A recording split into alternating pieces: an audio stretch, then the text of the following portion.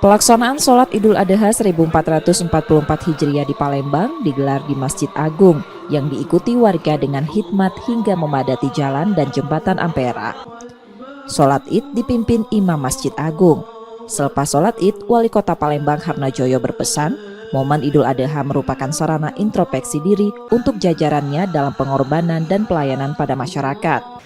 Ia juga menyampaikan agar warga yang datang melaksanakan sholat untuk tidak meninggalkan sampah koran, seperti imbauannya melalui edaran DLH 23 Juni 2023 dan membawa wadah atau tempat dari rumah pada saat pembagian hewan kurban untuk mengurangi sampah plastik.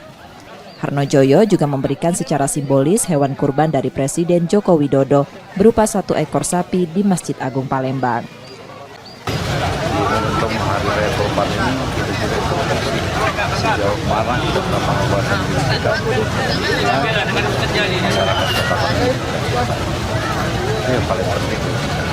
Ya, yang membawa tempat ke Masjid Agung, saudara kiranya acara itu bisa sukses apalagi sholat.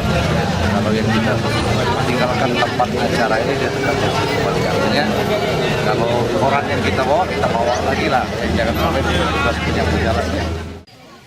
Pada Lebaran Haji tahun ini, Masjid Agung Palembang menerima 16 ekor sapi dan 14 ekor kambing. Reski Oktora, Muklas Diferensial, Kompas TV, Palembang, Sumatera Selatan.